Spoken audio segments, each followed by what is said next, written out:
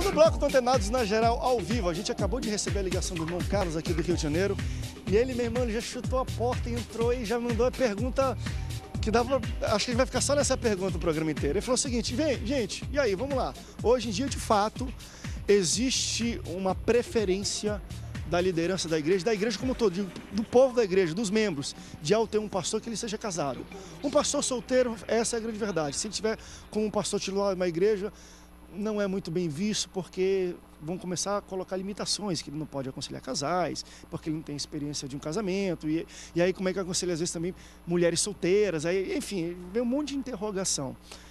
Existe até hoje, vamos lá, existe até hoje, sim, eu não vou falar preconceito, mas algumas barreiras e limitações para solteiros atuarem como ministros e pastores de igreja. Felipe, como é que tu entende a atuação disso? Dentro de tudo que a gente também citou, o apóstolo Paulo, ele já é o radical do outro lado. Ele não casa não, quer fazer a obra de Deus, até porque ele era um missionário que ele se metia em cada uma. Se tivesse uma mulher e filhos, era muito complicado de fazer o que ele tinha que fazer.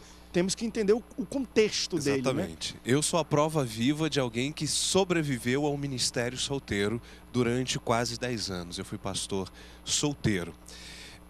Eu fui em muitos momentos da vida, eu fui criticado com efusividade mesmo. Alguém botando o dedo na cara e falando, você não tem capacidade de aconselhar um casal, e inclusive casais em problemas, em crise, já disseram isso para mim, em programas de TV ao vivo, pastores já se levantaram, desculpa, você não tem oportunidade de falar sobre isso porque você não é casado.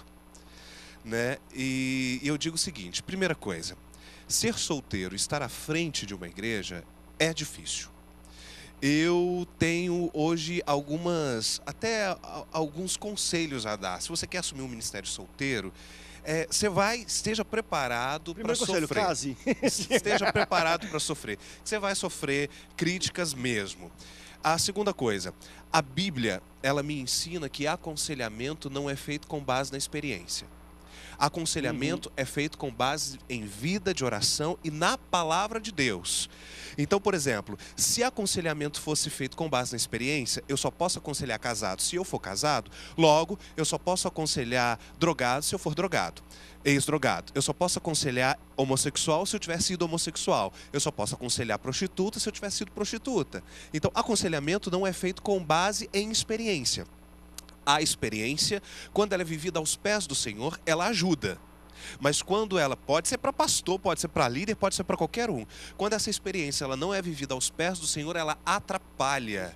Porque você pode ter uma amargura, um ranço de uma vida e você acaba atrapalhando o aconselhamento, porque lá atrás você não foi curado com isso. Perfeito. Então na Bíblia nós temos talvez aí Paulo, que era viúvo, porque ele era membro do Sinédrio, para ter sido membro do Sinédrio você tinha que ser casado. Timóteo era solteiro e era ministro. Mas eu digo uma coisa, hoje na minha igreja, eu aconselho, eu vou dando cargos de liderança e tudo mais, mas eu aconselho que seja interessante, que você vivencie o casamento, até porque as pessoas que estão na plateia, no púlpito, elas confiam mais quando você tem uma família, incrivelmente, no Brasil.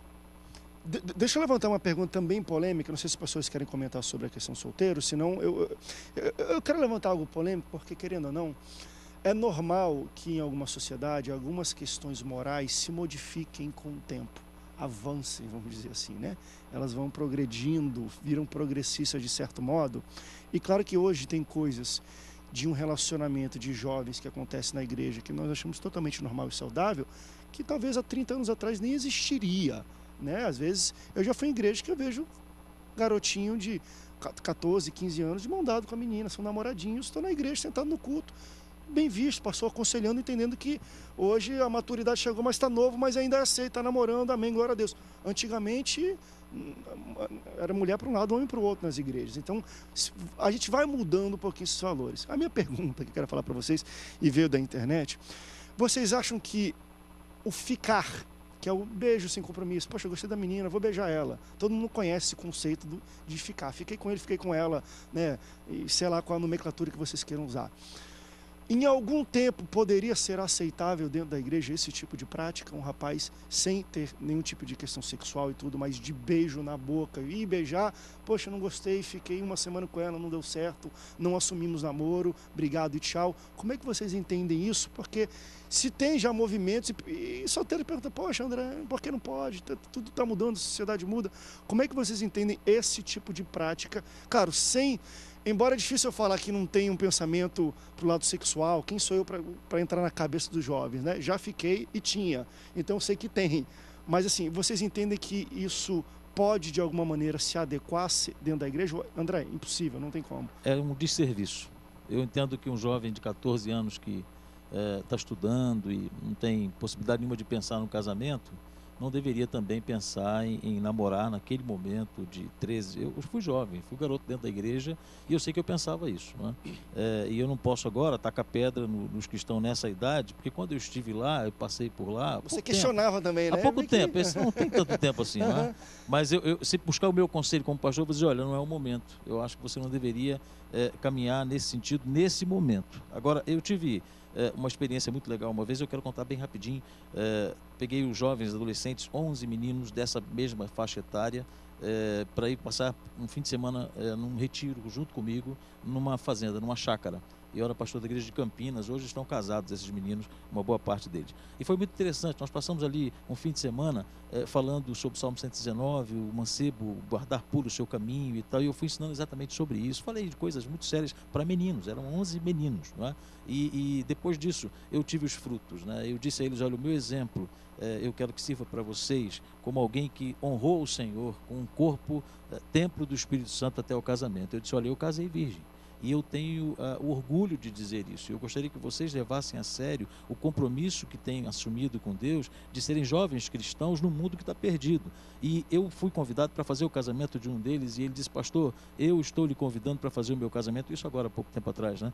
Porque eu aprendi com você um princípio muito importante para a minha vida. Eu me preservei e eu me guardei até o dia do meu casamento. Eu quero que você esteja aqui junto comigo, com a minha família, com a minha futura esposa. Na época era um convite para a cerimônia, para selar esse momento que Deus me deu o privilégio de aprender com você. Então, para que um jovem de 14, 15 anos vai assumir um compromisso de namoro se ele não pode levar aquele namoro a sério naquele momento? Agora, isso existem exceções. Conheço também outros que eu fiz o casamento, né? Começou a namorar aos 14, casou aos 22, né? Com aquela mesma namorada, porque levaram a sério aquele compromisso de namoro e tal, até o momento do casamento. Muito difícil isso acontecer, é uma exceção, acontece, mas eu acho que namoro é coisa séria e entendo que deve ser no momento certo. Até a questão aí que o pastor está colocando, eu, no caso, tenho uma filha também, né? E eu acho que a questão do ficar é muito sério, né? Se a gente é uma coisa normal. Hoje em dia, vamos lá, a juventude está vindo, é natural até, né? Minha filha chegou uma época atrás: mãe, vai vir um rapaz aqui falar com a senhora. Eu olhei para ela, 14 anos. Falei: o quê? Como é que é esse negócio? Aí eu sentei com ela: você está formada onde? Está trabalhando aonde? Não, mãe, sabe fazer comida? Sabe fazer isso? Aí comecei a ticar umas listas para ela. Ela: mãe, não tá vendo mais, porque eu acho que muito novo, você acaba arrumando problema também muito novo. Então eu acho que tudo tem seu tempo, tudo tem sua hora, tudo tem seu momento.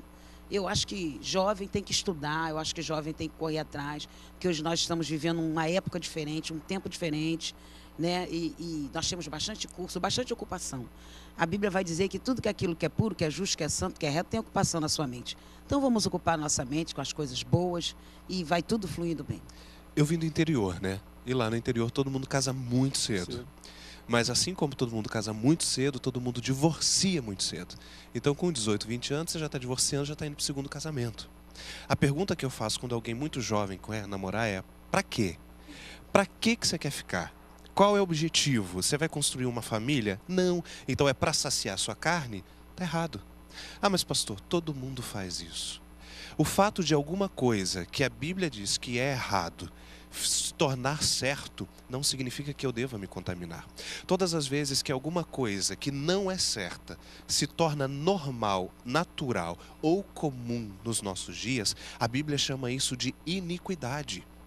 Todas as vezes que nós olhamos para uma coisa que deveria ser abominável, que deveria doer o nosso coração, que deveria nos machucar, que deveria nos alertar, e não faz isso, não acontece, isso se chama iniquidade. E a iniquidade ela vai entrando dentro da gente. Então a minha pergunta é: Para que isso? Ah, mas pastor, porque todo mundo faz e eu não tô pensando em sexo. Eu só quero beijar para saber, eu tô afim dessa menina e eu quero namorar, então eu vou beijar primeiro para saber se o beijo é bom.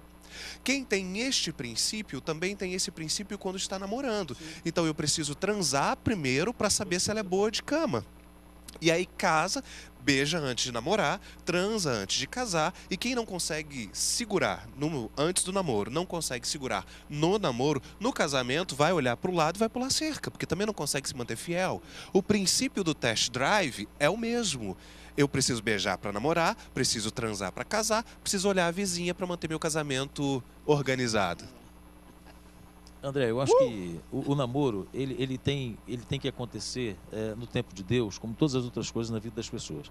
E eu acho legal que hoje há tipos de namoro, é muito interessante acontecendo em grande parte nas igrejas, namoro pela internet, já viu isso? É interessante, tem os sites lá, né? Você é jovem e tal, crente, então se A cadastra. gente já teve aqui. uns debates aqui com isso. Eu já Na falei verdade, com esse- E as minha- fotos minha que eles esposa botam são tem lindíssimas, um ano né? namorando com ela pelo Skype. Deus gente É abençoe. uma pode. coisa linda as A fotos. gente não pode generalizar a coisa, dizer que vai dar certo ou que não vai dar certo. Agora, eu acho muito legal que o namoro comece, é lógico, pegando só o princípio, né? Comece desse jeito, que você conheça, pelo menos, aquela pessoa muito antes de tocá-la, né? Que você a conheça, que você se torne amigo, para depois ser um namorado. Porque aí você tem um relacionamento fundamentado em coisas que são profundas. Né? Não, isso um é negócio excepcional, raso. até porque depois que você começa a beijar, você só quer beijar, você não Exatamente, conversa mais. Exatamente. Então, eu acho que esse é um princípio interessante. Eu apoio esse tipo de namoro. Pastor, estou me correspondendo, legal. Pastor, estou trocando e-mail, ótimo, né? Pastor, a gente conversa pelo Facebook, legal. Depois se encontra, né? Agora, eu não acho que deve ser legal você fazer isso com uma pessoa que você nunca viu, de onde você não sabe quem é e que não tem nenhum referencial. Estou dizendo assim, olha, relacionamento de pessoas conhecidas, né?